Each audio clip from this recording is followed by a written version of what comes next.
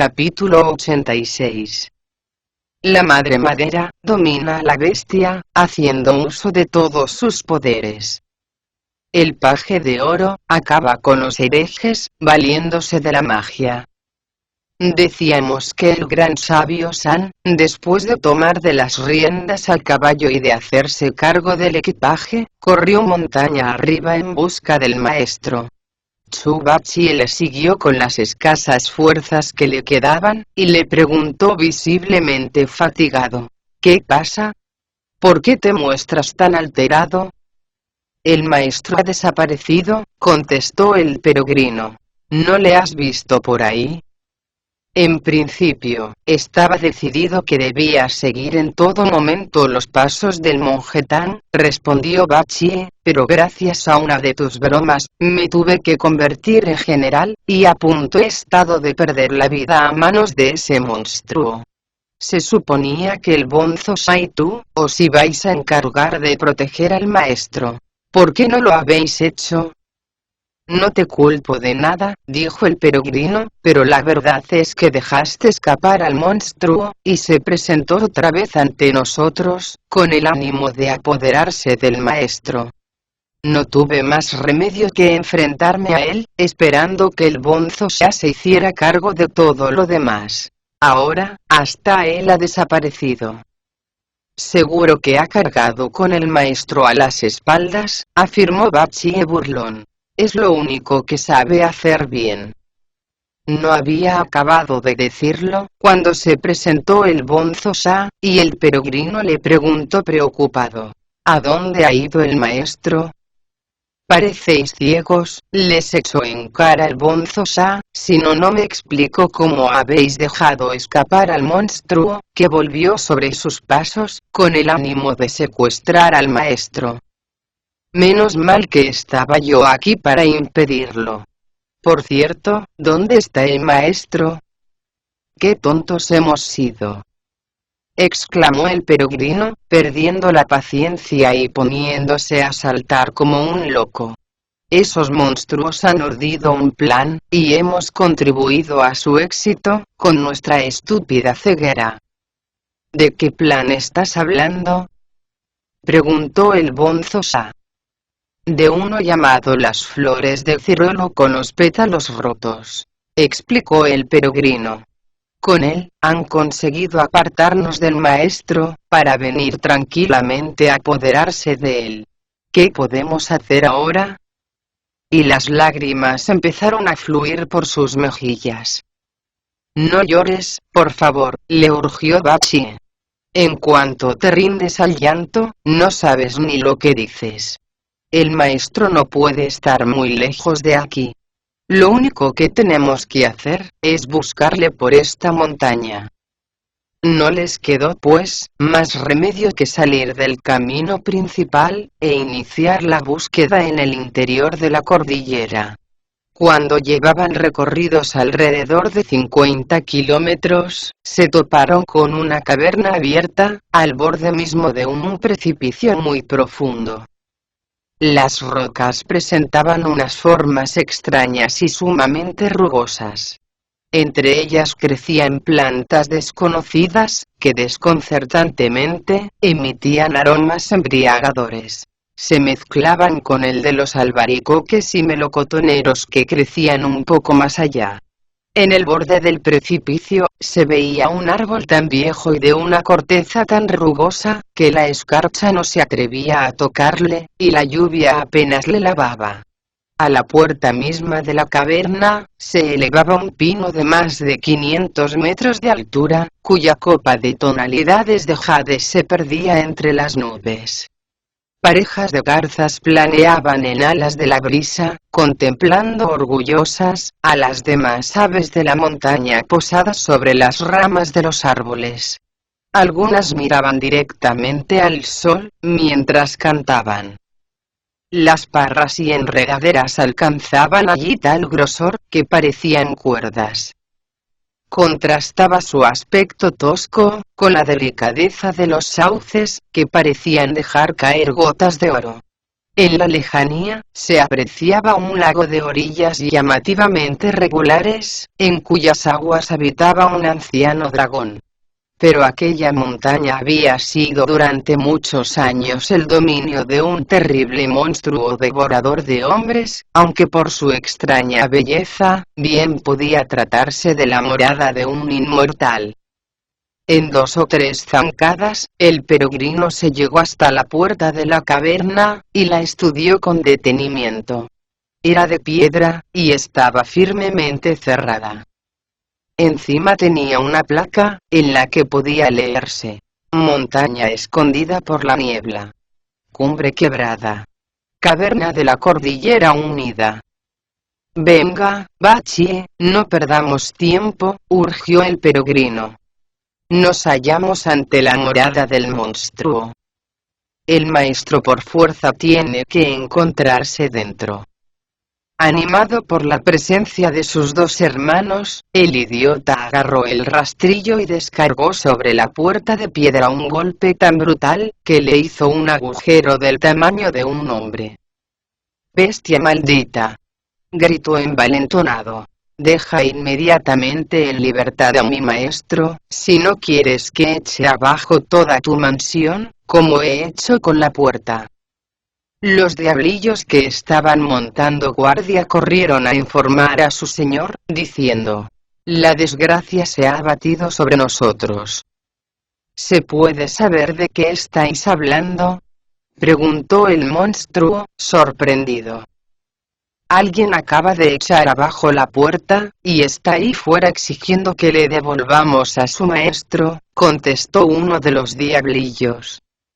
«¿Quién podrá haber hecho semejante cosa?», exclamó el monstruo. «No temáis», le aconsejó el recién nombrado general. «Voy a ver de qué se trata». Sin pérdida de tiempo se dirigió hacia la entrada, y sacando la cabeza por el agujero, vio un morro descomunal, y unas orejas realmente fantásticas. Inmediatamente se dio la vuelta, e informó a su señor, diciendo: «Dejad de preocuparos. Se trata simplemente de Chu Bachie. Sabe que no puede enfrentarse con todos nosotros, y tarde o temprano, renunciará a seguir molestándonos. Si lo hace, abridle las puertas de par en par.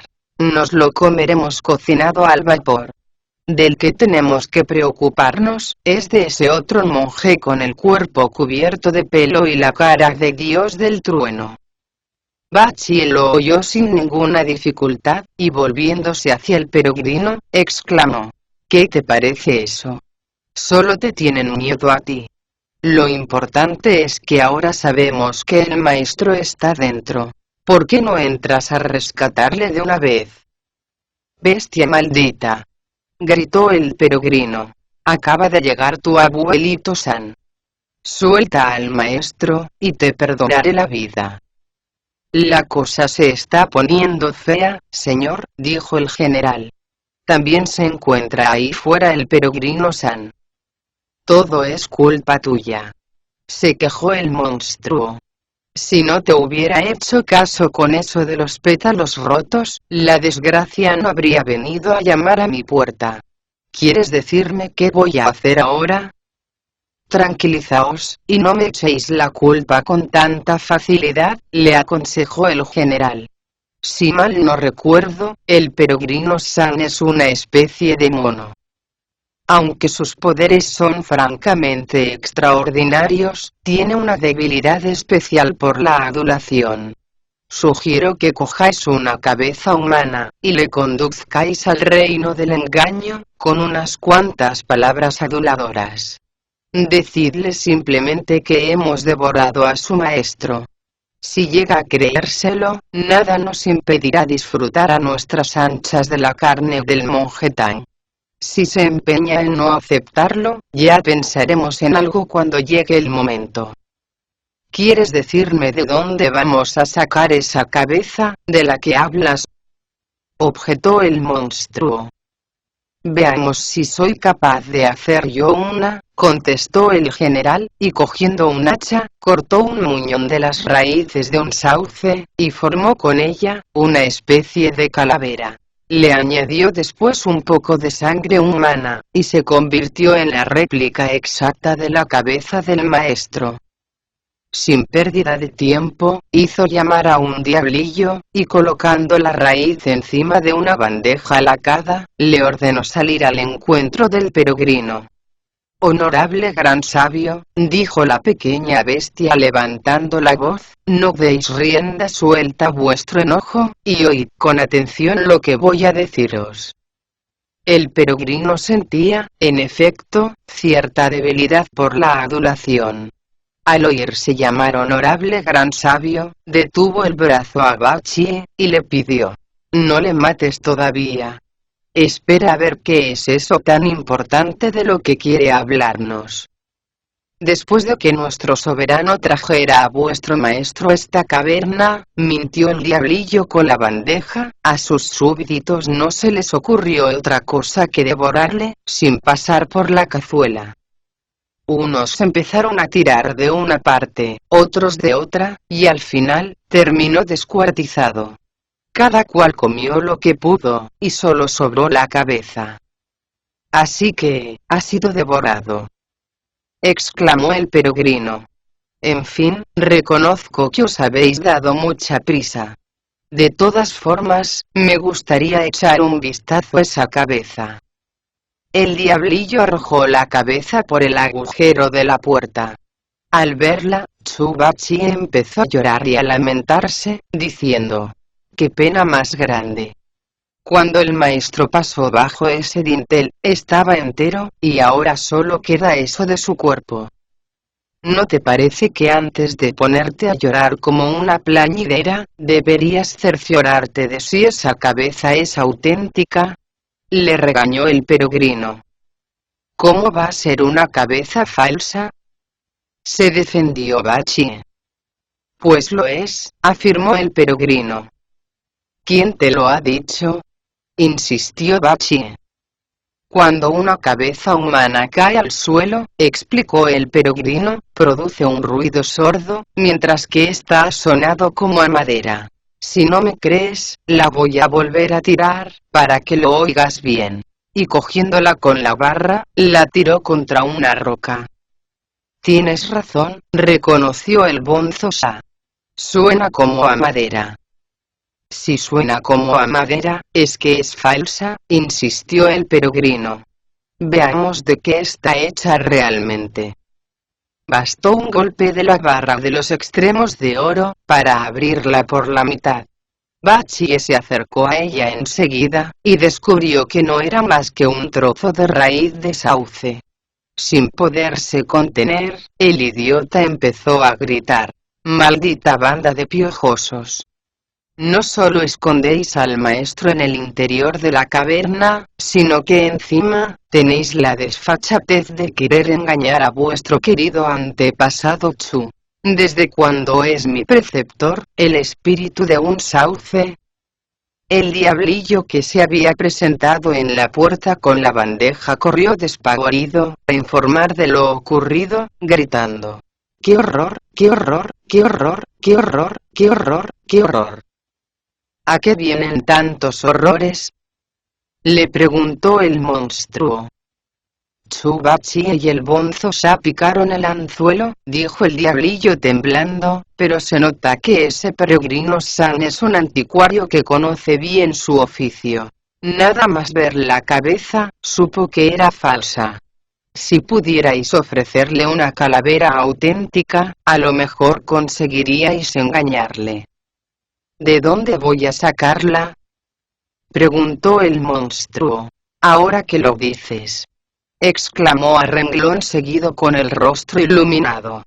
«En el cuarto de descuartizar hay varias cabezas de hombre, que aún no hemos comido. Coge una, y llévasela, a ver qué es lo que pasa». Un grupo de diablillos entró en la habitación de los despieces, y escogió la cabeza más fresca. El pequeño demonio de antes volvió a colocarla sobre la bandeja, y llegándose hasta la puerta, gritó con voz insegura: «Honorable gran sabio, Antes cometimos una equivocación y os entregamos una cabeza falsa. La de ahora, sin embargo, es auténtica y perteneció al maestro Tang. Nuestro soberano quería haberse quedado con ella como amuleto, pero ha decidido regalárosla a vos. La cabeza salió disparada por el agujero, produciendo un ruido sordo al chocar contra el suelo.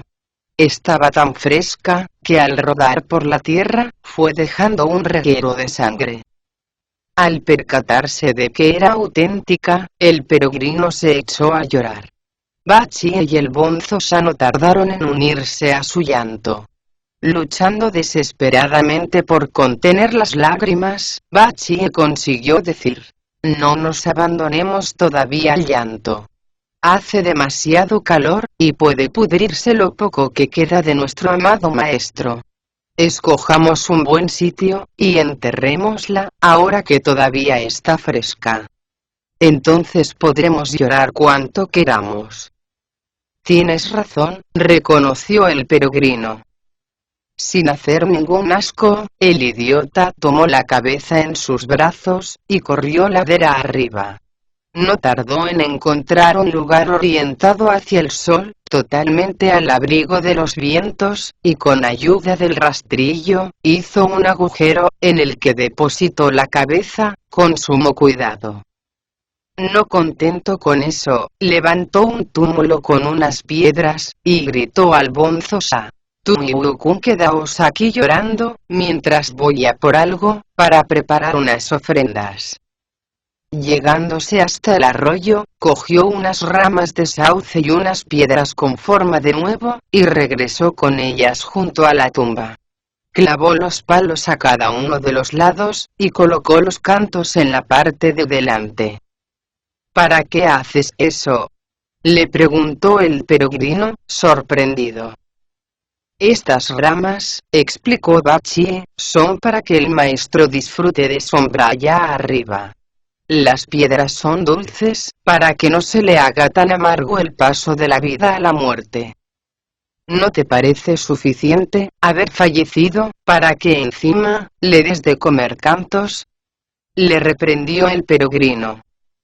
Simplemente, estoy tratando de manifestar mis sentimientos filiales, se defendió Bachie. Dejemos de decir tonterías, de una vez, urgió el peregrino.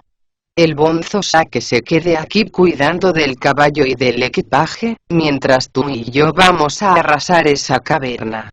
Cuando hayamos capturado al monstruo, le haremos picadillo, y así, vengaremos la muerte de nuestro maestro.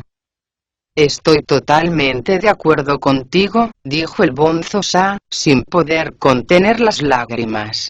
Poned en eso todo vuestro empeño, y no os preocupéis por mí.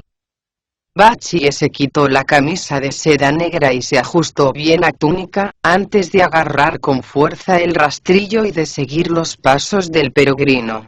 Juntos, derribaron del todo las puertas de piedra, y penetraron en la caverna, gritando: «¡Devolvednos vivo al monje Tang!». Sus gritos eran tan desgarradores, que hasta el mismo cielo se conmovió.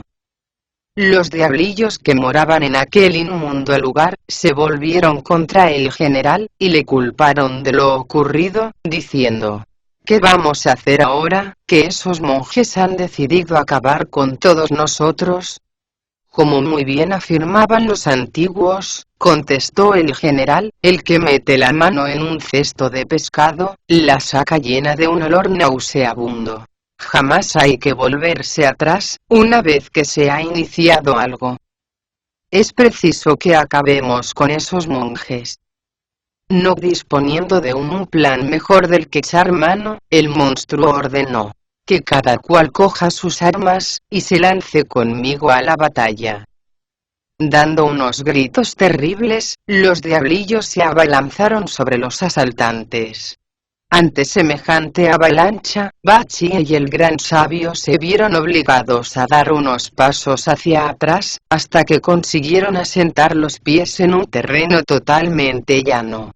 Allí hicieron frente al ejército de monstruos, y gritaron: ¿Cómo se llama vuestro jefe, y quién es el que logró capturar al monje Tan?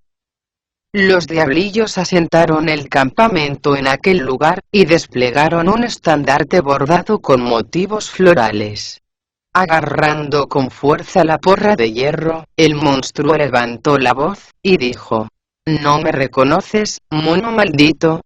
Soy el gran señor de la montaña del sur, un lugar que ha permanecido bajo mis órdenes durante varios siglos. Yo soy, además, el que ha capturado y devorado al monje Tan. ¿Qué es lo que tienes que oponer al respecto? Piojoso sin principios ni ley. Bramó el peregrino, ¿cuántos años has vivido para arrogarte el título de señor de la montaña del sur?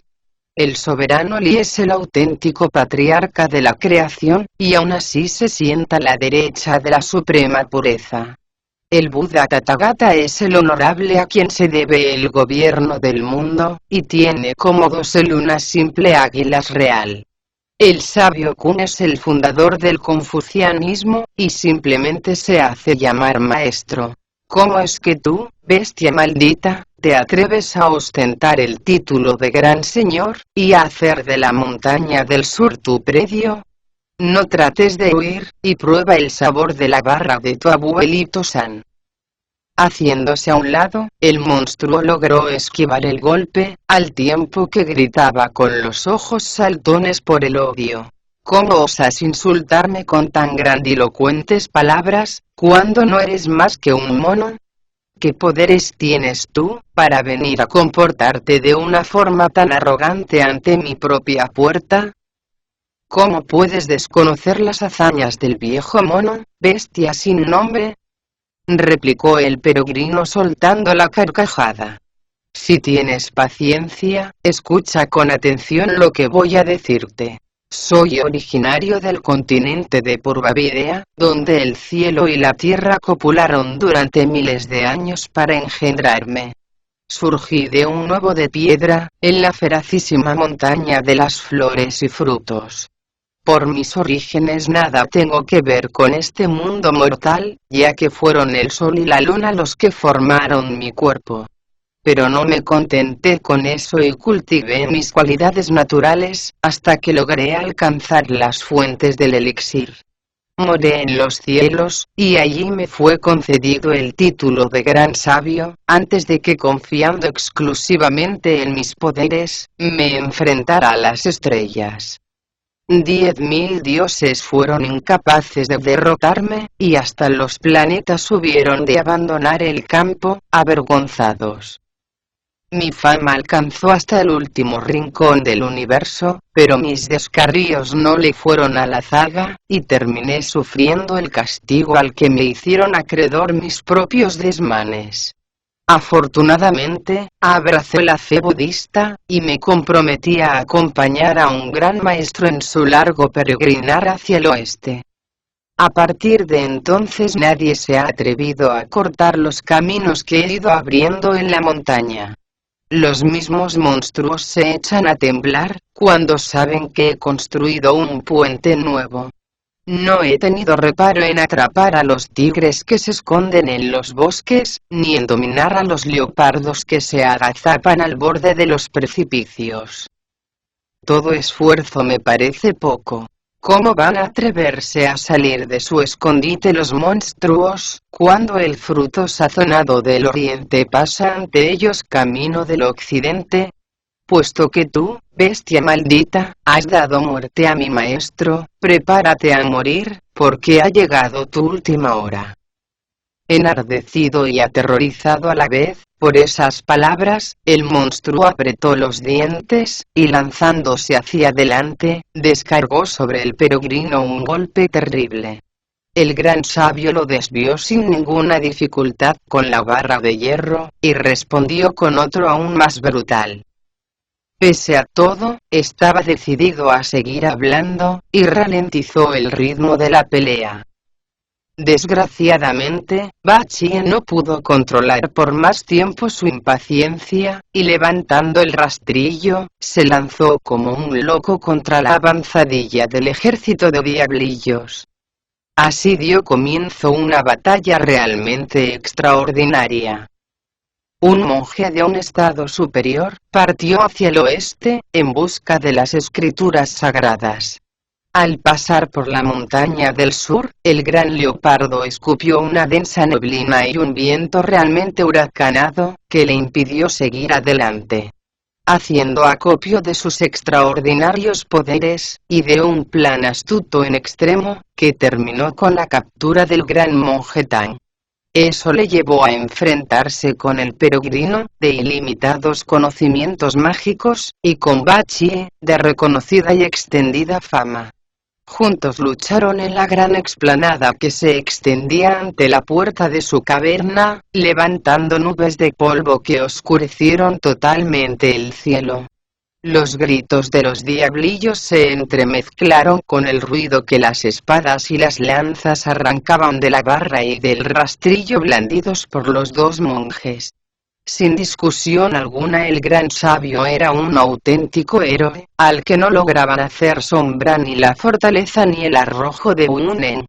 Si el monstruo de la montaña del sur y el más astuto de sus súbditos, el recién nombrado general, no se hubieran empeñado en probar un trozo de carne del monje Tang, no se habrían enfrentado a ellos, en un combate tan singular como arriesgado.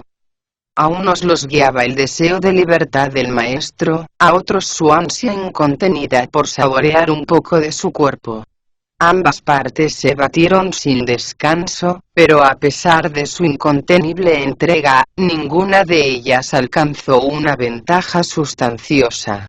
Al ver la fiereza con la que se batían aquellos diablillos y la terquedad con la que se resistían a abandonar el campo, el gran sabio decidió recurrir a la magia de la división corporal. Se arrancó un manojo de pelos y, después de triturarlos con los dientes, los escupió, al tiempo que gritaba: «¡Transformaos!». Y al punto se convirtieron en copias tan exactas de sí mismo, que a ninguno le faltaba su correspondiente barra de los extremos de oro. Enseguida se pusieron en primera línea, presionando sin cesar sobre los diablillos, que se vieron obligados a retirarse hacia la caverna. Bachie y el peregrino se sintieron de esta forma, más libres para luchar, y empezaron a descargar a diestro y siniestro tremendos golpes sobre los que huían. Los que caían víctimas del rastrillo, recibían en el cuerpo 9 heridas horrorosas, mientras que los que sucumbían a la acción de la barra de hierro, veían convertidos sus huesos y su carne en una informe masa sanguinolenta.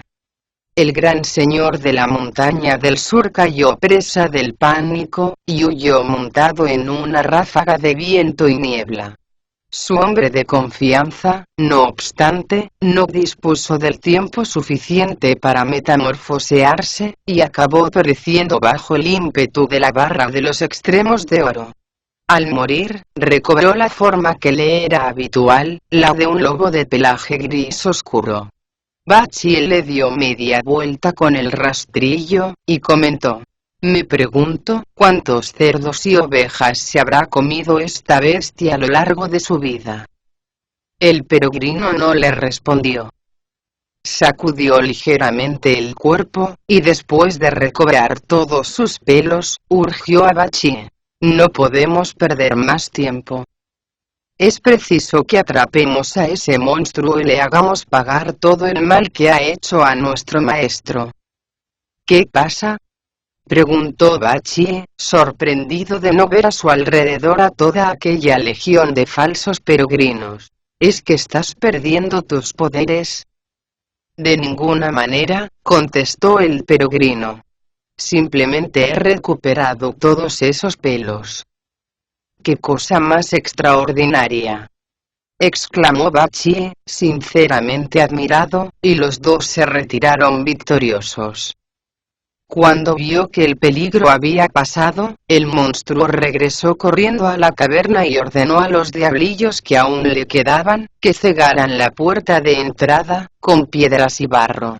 Los demonios se pusieron enseguida manos a la obra, y no tardaron en cumplir los deseos de su señor. Lo hicieron con tal presteza, que cuando volvieron a presentarse Bachie y el peregrino, lanzando horrorosos insultos, la encontraron totalmente fortificada.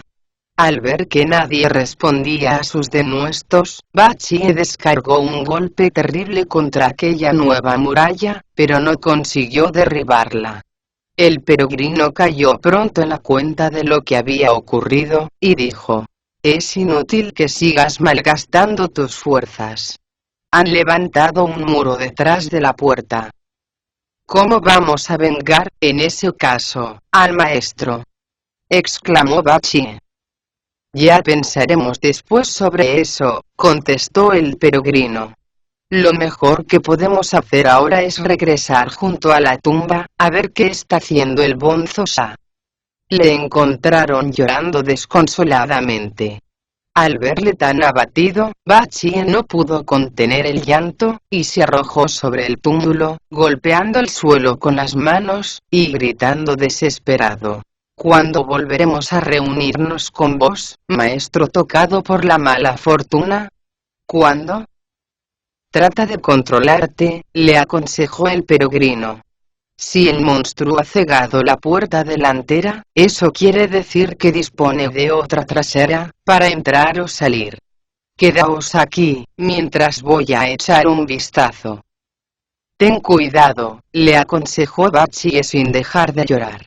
«Si ese monstruo te atrapara, no dispondríamos de suficientes lágrimas para lamentarnos de tu suerte. De hecho, resultaría muy confuso eso de verter una por ti, y otra por el maestro». «No te preocupes», le tranquilizó el peregrino. «Sé cuidarme bien». Y guardando la barra de hierro, se arremangó la túnica y se dirigió a la otra vertiente de la montaña.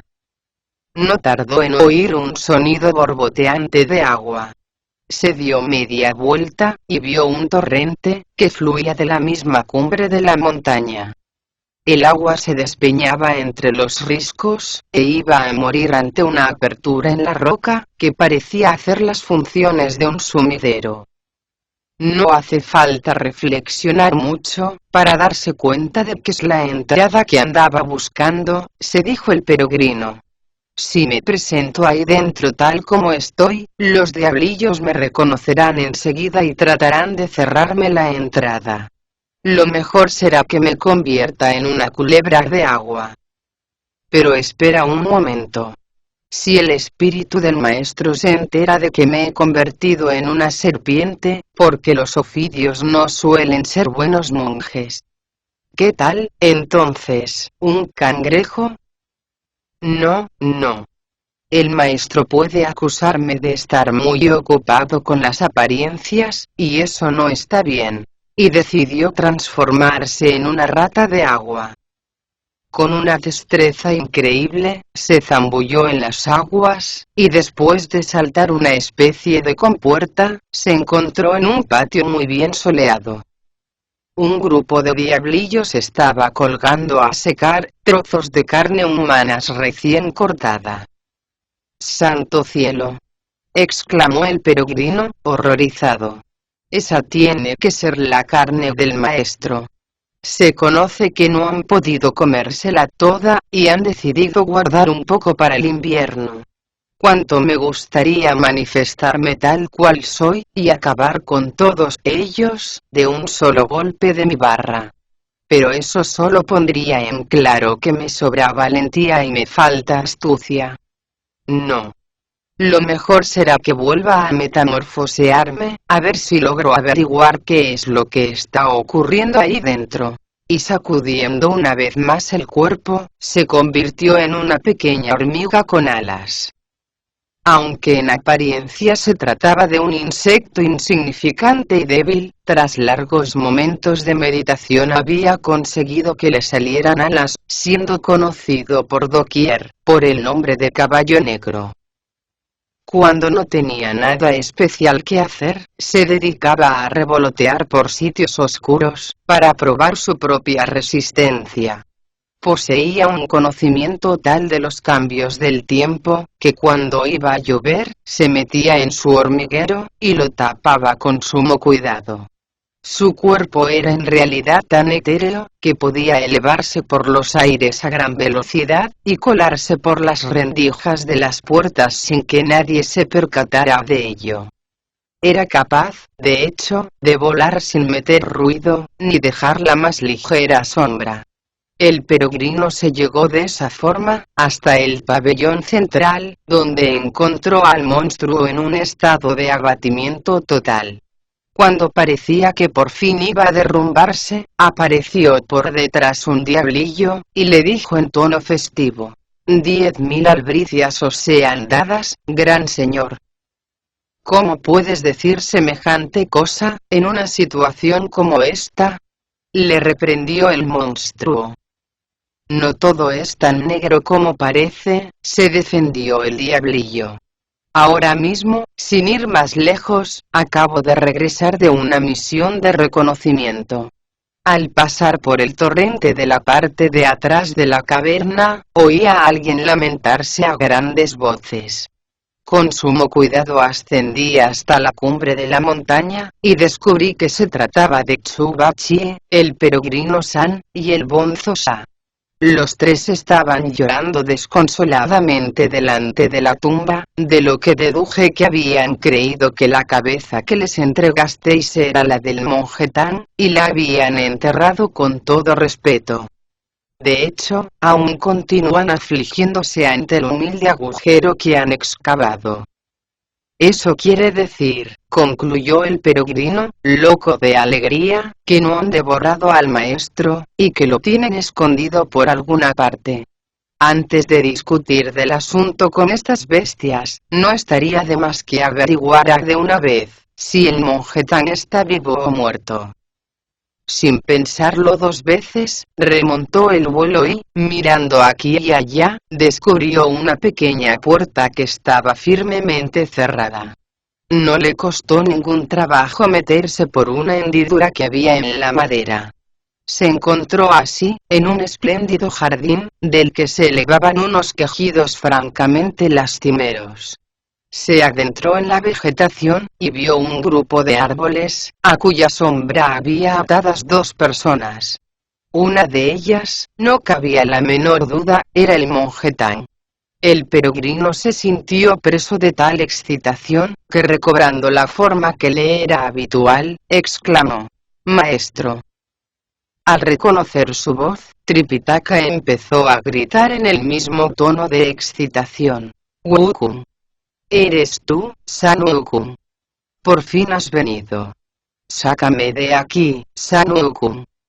«Dejad de repetir tantas veces mi nombre, por favor», le urgió el peregrino. «Al otro lado de esa puerta hay unos cuantos monstruos, y temo que puedan oíros. ¡Qué alegría veros vivo! Ese demonio nos había hecho creer que os había devorado, entregándonos un cráneo todo cubierto de sangre. No os preocupéis y tened un poco de paciencia. Hemos cruzado nuestras armas con él, y hemos acabado con la mitad de su ejército de diablillos. Queda muy poco ya, para derrocarle. Entonces vendré, y os liberaré de una vez por todas». Nada más acabar de decirlo, recitó un conjuro, y volvió a convertirse en una hormiga voladora, que fue a posarse en la viga central del salón principal de la caverna. En aquel mismo momento entró un grupo de diablillos que habían logrado salir con vida de la refriega, y rodeando a su señor, dijeron muy excitados: «Cuando esos monjes han visto que la puerta estaba cegada y que no podían pasar por ella, han renunciado definitivamente a recuperar los despojos del monje Tang. Están convencidos de que la cabeza que les entregasteis era la suya, y la han enterrado en una tumba.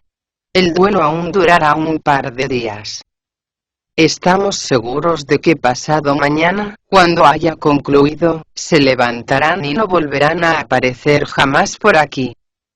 Cada cual regresará al lugar del que ha partido, y nosotros podremos disfrutar a nuestras anchas de la carne del monje Tang.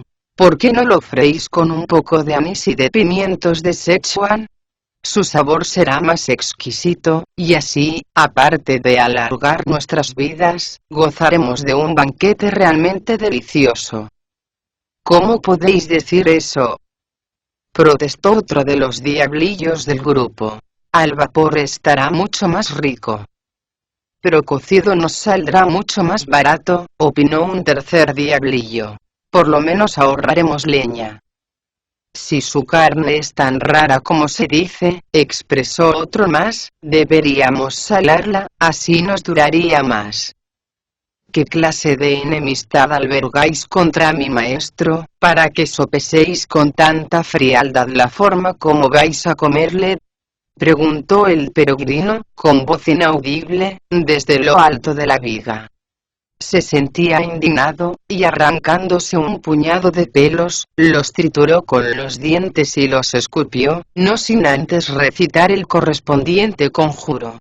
De esa forma, se convirtieron en insectos productores de sueño, que fueron metiéndose, uno a uno, por las narices de aquellos monstruos. Al poco rato todos dormían plácidamente, menos la bestia que los mandaba. Aunque parecía muy inquieto y no dejaba de rascarse la cabeza ni de pasarse la mano por la cara, no lograba conciliar el sueño. De hecho, estornudaba como si hubiera perdido el juicio, y se frotaba la nariz con desconcertante frecuencia. ¿Sospechará algo?, volvió a preguntarse el peregrino. Lo mejor será que le dé una doble ración. Y arrancándose otro pelo, lo convirtió en un insecto de mayor tamaño y se lo tiró al monstruo, que dispuso así, de una pareja para él solito. Mientras uno le entraba por el agujero derecho, el otro le salía por el izquierdo. Pese a todo, el monstruo continuaba resistiéndose a caer dormido. Por fin, se desperezó pesadamente, y después de bostezar 2 o 3 veces seguidas, se puso a roncar sonoramente. El peregrino recobró la forma que le era habitual, y sacando la barra de hierro, la sacudió hasta que hubo alcanzado el grosor de un huevo de oca. Con ella, redujo a añicos la puerta que conducía al jardín de la parte de atrás, y corrió hacia donde estaba Tripitaka, gritando jubiloso: «Aquí estoy otra vez, maestro. Desátame, por favor», suplicó Tripitaka. «Estas cuerdas me están matando». «¿A qué viene tanta prisa?», replicó el peregrino. «Antes de liberaros, es preciso que acabe con esos monstruos». Y volvió a toda prisa, al salón en el que los había dejado dormidos.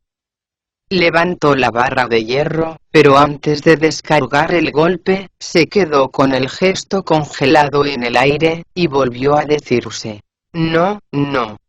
Esto no está bien. Lo primero que tengo que hacer, es liberar al maestro. Todo lo demás debe esperar». Y una vez más, corrió hacia el jardín. Antes de llegar a él, sin embargo, detuvo su carrera, y se repitió: «Estoy equivocado. Es preciso acabar con ellos primero». Volvió a cambiar de opinión 2 o 3 veces más. La indecisión se había apoderado de él con tal fuerza, que al final se quedó de pie en el jardín, entregado a una especie de danza ridícula. Al verle en aquel estado, el maestro le preguntó divertido, a pesar de la aprensión que le embargaba: «¿Se puede saber por qué estás bailando? No me digas que es debido a la alegría que te produce saber que aún estoy vivo». Eso bastó para que el peregrino se decidiera por fin a desatarle. Cuando se disponía a marcharse, el otro, que estaba atado enfrente justamente del maestro, levantó la voz y le suplicó: «¿Por qué no me liberáis a mí también? Apiadaos de mi desgracia». «Desátale, por favor, Wukong», le pidió entonces el maestro, sin moverse del sitio. «¿Quién es?», preguntó el peregrino. «Un leñador», contestó el maestro. Le capturaron un día antes que a mí, y según me ha explicado, tiene una madre anciana, en la que no deja de pensar. Como he podido apreciar, se trata de una persona con una extraordinaria piedad filial. Creo que harías bien en desatarle. El peregrino no tuvo nada que objetar, y le soltó las ataduras. Juntos abandonaron la caverna por la puerta de atrás, y subieron hacia la cumbre, siguiendo el curso del torrente. Gracias por salvarme la vida, dijo entonces el maestro, emocionado. ¿Dónde está Nunemuluchin? Haciendo luto por vos, respondió el peregrino. ¿Por qué no los llamáis? Bachi, gritó el maestro con todas sus fuerzas. El idiota estaba aturdido de tanto llorar. Al oír la voz de Tripitaka, se limpió el morro y los ojos, y dijo al bonzo Sa. Creo que el espíritu del maestro regresa a su hogar. ¿No es esa acaso su voz? ¡Qué tonto estás hecho! Le regañó el peregrino, llegándose hasta donde él estaba. ¿Para qué hablas de espíritus? ¿No ves que el que regresa es el auténtico maestro? El bonzo Sa levantó la cabeza, y al verle, se postró de hinojos, y exclamó. ¿Cuánto habéis debido de sufrir, maestro? ¿Cómo se las ha arreglado nuestro hermano mayor para liberaros? Y el peregrino contó punto por punto lo que había ocurrido.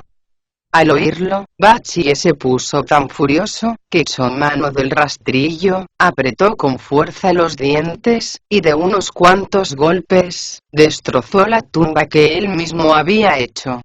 La cabeza quedó reducida a añicos. ¿Por qué has hecho eso? Le regañó el monje Tang. No sé a qué familia pertenecía este desgraciado, contestó Bachi, pero no me hace ninguna gracia haber llorado durante tanto tiempo por ella. Deberías haberle agradecido que me haya salvado la vida, insistió el monje Tang. Cuando tus hermanos arremetieron contra la caverna y exigieron mi libertad, los monstruos se sirvieron de ella para engañaros. De no haber sido así, me habrían matado sin ninguna consideración. No tendrías que haber destrozado su tumba, en señal de gratitud. El idiota no se hizo de rogar. Volvió a recoger los trozos de carne y huesos, y los enterró en otra tumba nueva. Sentaos aquí, maestro, dijo entonces el peregrino, mientras voy a acabar de una vez con esas bestias. Y lanzándose pendiente abajo, cruzó el torrente y entró en la caverna. Al pasar por el jardín posterior, recogió las cuerdas con las que habían estado atados el maestro y el leñador, y se dirigió al salón principal. El monstruo seguía dormido. Con increíble destreza el peregrino le ató a la barra de hierro como si fuera una pieza de caza, y cargándosela al hombro, salió por el mismo sitio que había entrado. Al verle desde lejos, Bachi exclamó. Cuidado que le gusta complicarlo todo ese mono. ¿No hubiera sido mejor poner otro monstruo en el extremo anterior de la barra, para que hiciera contrapeso? Cuando hubo llegado a su altura, el peregrino dejó caer al monstruo al suelo. Bachi quiso rematarlo enseguida, pero se lo impidió el gran sabio, diciendo: Espera un momento. Todavía no he capturado a los diablillos que quedan en la caverna. Llévame contigo, así los machacaremos más pronto entre los dos. ¿Para qué gastar energías, a lo tonto? Replicó el peregrino. Lo mejor que podemos hacer es coger madera, y quemarlos a todos vivos. El leñador condujo a Bachi a un pequeño valle que había hacia el oriente, donde encontraron una gran cantidad de bambúes tronchados, pinos medio secos, troncos huecos de sauce, trozos de vides, hierbajos, juncos amarillentos, y alguna que otra morera arrancada. Formaron con todo unos cuantos haces, y los llevaron a la parte de atrás de la caverna. Mientras el peregrino los prendía fuego, Bachie sacudía con fuerza las orejas, como si fueran abanicos. Antes de que las llamas lo envolvieran todo, el gran sabio sacudió el cuerpo y recobró todos sus pelos. Los diablillos se despertaron enseguida, pero el humo y el fuego llenaban ya todos los pasadizos y galerías. Ni uno solo pudo escapar a la quema. En un abrir y cerrar de ojos, la caverna quedó reducida a meras cenizas. Al regresar al lado del maestro, vieron que el monstruo se estaba agitando en el suelo. Acaba de despertarse, dijo el maestro, visiblemente asustado. Sin encomendarse a nadie, Bachie levantó el rastrillo, y le asestó un golpe mortal. Entonces se mostró tal cual era, un leopardo con la piel cubierta de manchas. Este tipo de felinos, anunció el peregrino, es capaz de comerse a un tigre. Calculad las fechorías que habrá cometido, después de convertirse en un hombre. Creo que hemos hecho bien acabando con él. Emocionado, el maestro les dio las gracias, y volvió a montar en el caballo.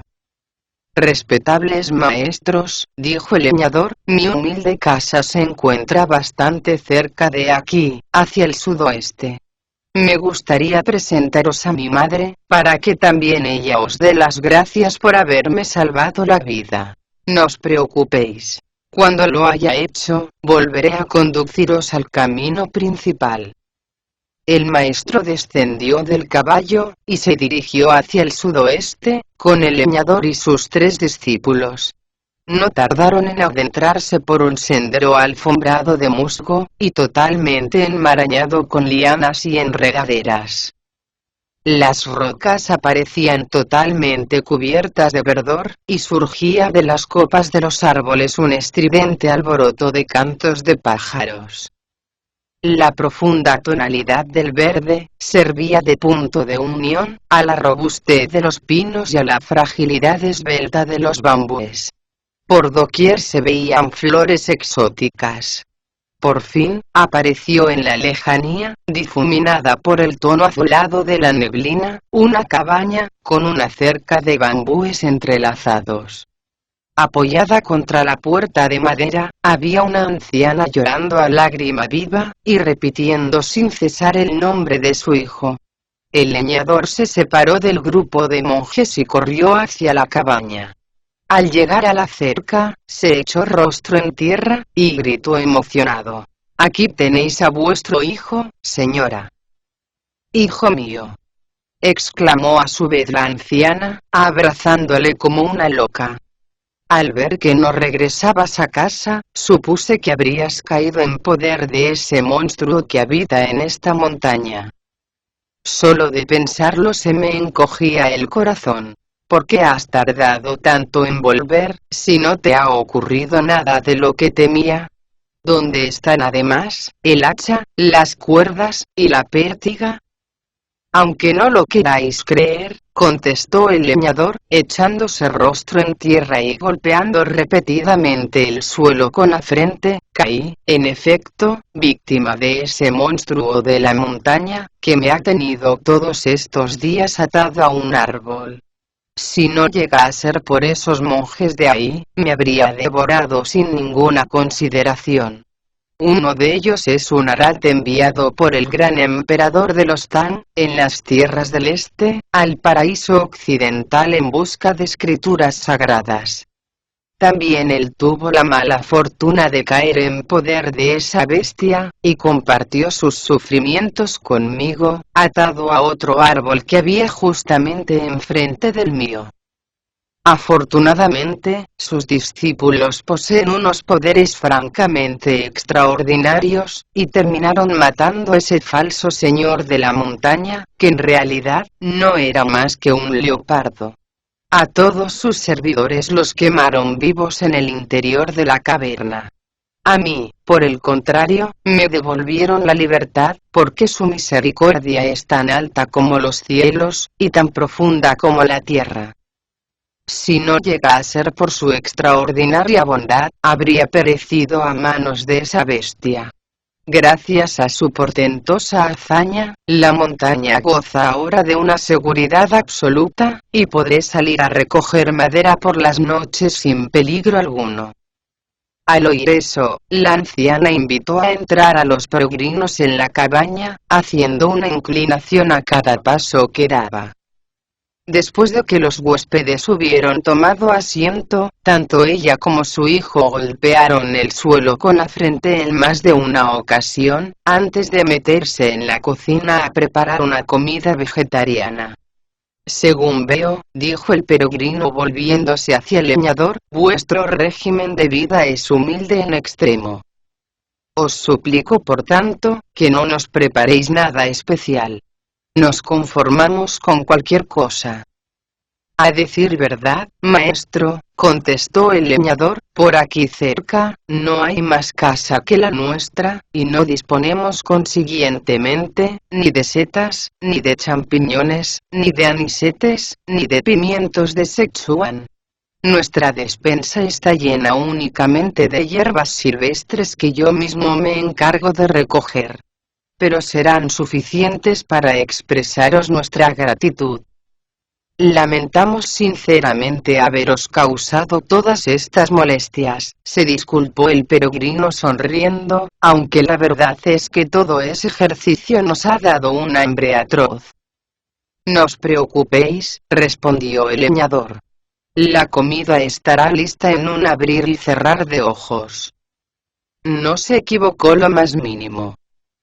Apenas había acabado de decirlo, aparecieron sobre la mesa, esmeradamente limpia, toda clase de productos comestibles que crecen en los bosques, repollo de un leve colorido amarillento, alubias blancas con vinagre, corolas de loto y de otras plantas acuáticas, bolsones de pastor, tripas de oca, aromáticas golondrinas viajeras, guisantes y judías verdes, raíces cocidas de caballos azulados, huellas de perro tostadas, orejas de gato, polvos de viento, brotes de ceniza tiernos, mangos de cuchillo, delicias de vaquero, tornillos rellenos, arroz partido, flores comestibles de varias especies, castañas, brotes de juncos y de otras plantas que crecen en las orillas de los arroyos, sabrosísimas vestimentas de dama de trigo, túnicas rotas, retoños de bambú, algodón de pajaritos, pisadas de mono fritas con mucho aceite, diferentes tipos de cereales de grano rugoso, orejas de cabra, diferentes clases de raíces oleaginosas.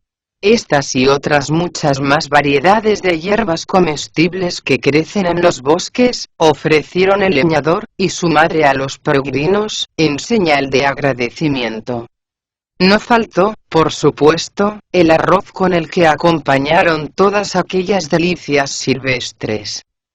En cuanto se hubieron saciado, el maestro y los discípulos se dispusieron a ponerse de nuevo en camino. El leñador no se atrevió a demorar por más tiempo su marcha, y pidió a la anciana que saliera a despedirlos a la puerta, cosa que ella hizo, inclinándose repetidamente con musitado respeto.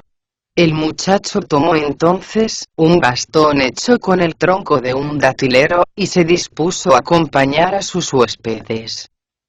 El bonzo Sha tomó las riendas del caballo, y siguió los pasos de Bachie, que sin nadie pedírselo, había cargado con el equipaje. El peregrino por su parte, se colocó al lado del maestro, que doblando las manos a la altura del pecho, dijo al leñador: «Abrid por favor la marcha. Cuando lleguemos al camino principal, dejadnos solos, y regresad a vuestro hogar». Bajaron de la montaña, siguiendo el cauce de un torrente, y al ver lo difícil que se tornaba el descenso, el monje Tan exclamó: «Tras despedirme de mi señor, e iniciar mi aventura hacia el oeste, discípulos amantísimos, he hollado senderos que cada vez me acercan más al fin de esta misión que parece inalcanzable. En cada montaña y en cada curso de agua, me aguarda un peligro diferente. Es como si mi vida estuviera enteramente a merced de los monstruos. pero no ocupa mi mente otro pensamiento, que el de alcanzar el cielo de los 9 pliegues. Cuando hallaré por fin el descanso, y podré regresar cargado de gloria, a la corte de los Tang. Dejad de lado todos esos temores, maestro, le aconsejó el leñador, al oírlo. El reino de la India, la cuna de la suprema felicidad, se encuentra a menos de 2000 kilómetros de aquí. Me temo que os hemos molestado demasiado, dijo el maestro bajando del caballo. Si ese de ahí es el camino que conduce al oeste, no tiene ningún sentido que sigáis acompañándonos. Regresad a vuestra casa, y reiterad las gracias a vuestra respetable madre, por el opíparo banquete vegetariano que tuvo a bien ofrecernos. La única forma que tiene un pobre monje como yo de devolveros tantos favores, es recitar textos sagrados por vos, para que gocéis siempre de paz, y alcancéis una vida que supere los 100 años. El leñador no se atrevió a desobedecerle, y regresó a su cabaña, mientras el maestro y los discípulos continuaban su interminable deambular hacia el oeste. Una vez que derrotado el monstruo, hubieron sido compensados con amabilidad todos los sufrimientos que les hizo pasar la bestia. No sabemos de momento cuántos días les quedaban aún, para alcanzar el paraíso occidental. El que desee averiguarlo, tendrá que escuchar con atención las explicaciones que se ofrecen en el capítulo siguiente.